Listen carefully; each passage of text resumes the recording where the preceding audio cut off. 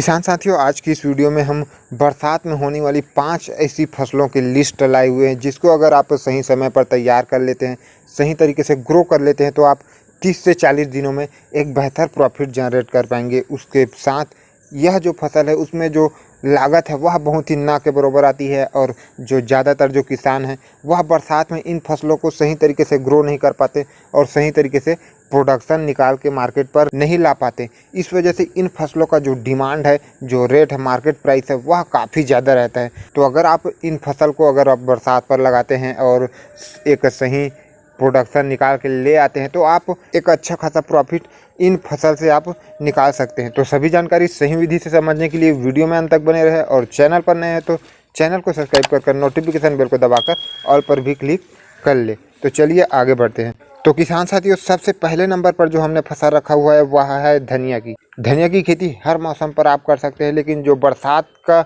जो समय होता है, खरीफ का जो सीज़न होता है, वहाँ पर सभी किसान सही तरीके से ग्रो नहीं कर पाते। इस वजह से मार्केट में जो इसका डिमांड है वह लगातार बना रहता है और इसका प्राइस जो है, रेट, वह भी एक बेहतर आपको देखने को मिलता है। वहीं पर इसकी अगर हम लागत की बात करें तो लागत भी बिल्कुल ना के बराबर आती है। लगभग 10 से 15 हज़ार के बीच में आपको लागत लगने वाला है। और वैसे में अगर आप एक सही तरीके से ग्रो कर पाते हैं, एक अच्छा खासा प्रोडक्शन निकाल के ला पाते हैं, तो वैसे में आप एक अच्छा खासा प्रॉफिट आप जनरेट कर सकते हैं। धनिया की जो हार्वेस्टिंग है वह लगभग 30 से 40 दिन में स्टार्ट होकर 50 दिन के आसपास ख़त्म हो जाती है। दूसरे नंबर पर जो हमने फसल रखा है किसान साथियों, वह है मूली की।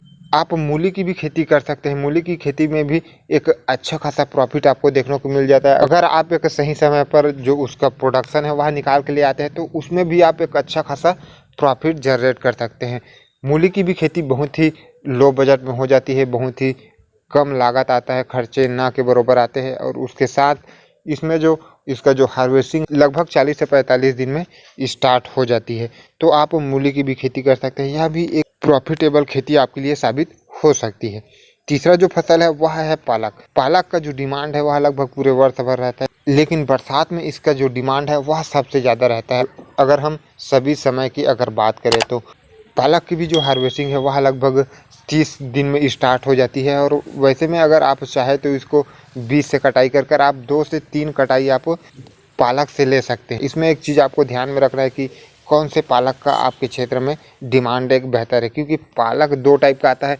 एक जो है खट्टा पालक आता है और दूसरा मीठा पालक आता है। तो वैसे में समझना आपको है कि आपके क्षेत्र में कौन सी भाजी का जो डिमांड है वह बेहतर है, उस हिसाब से आप कार्य करें। नहीं तो आपको जो रेट है, प्राइस है, उसमें आपको गिरावट देखने को मिलेगी, जिसका सीधा असर आपके प्रॉफिट पर होने वाला है। तो आप पहले एनालाइज कर ले कि आपके क्षेत्र में कौन सी भाजी का डिमांड बेहतर रहता है, खट्टा पालक या फिर मीठा पालक। उस हिसाब से आप कार्य कर सकते हैं। चौथा जो फसल है वह है लाल भाजी।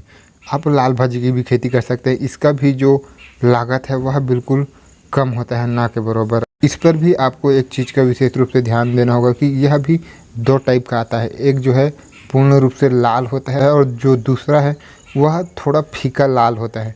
तो इस पर भी आप ध्यान दे सकते हैं। उसके हिसाब से आप लाल भाजी की भी खेती कर सकते हैं। इसकी भी जो हार्वेस्टिंग है वह लगभग 30 से 35 दिन में स्टार्ट हो जाती है और इसका भी आप 2 से 3 बार आप कटाई कर सकते हैं। और अगर आप चाहे तो आधे क्षेत्र में आप पालक भाजी की और आधे क्षेत्र में आप लाल भाजी की भी खेती कर सकते हैं, क्योंकि कई क्षेत्र पर देखा गया है कि लाल भाजी और पालक भाजी दोनों का कॉम्बिनेशन सब्जी में खाना बहुत ही ज़्यादा पसंद किया जाता है। ख़ासतौर पर हमारे क्षेत्र में तो इस तरीके का खाना बहुत ही ज़्यादा पसंद किया जाता है। तो उस हिसाब से आप अपने हिसाब से भी देख सकते हैं। उसके बाद लास्ट हमारा 5वां जो फसल है वह है मेथी। मेथी की भी खेती आप कर सकते हैं। मेथी भी काफ़ी कम दिनों की होती है।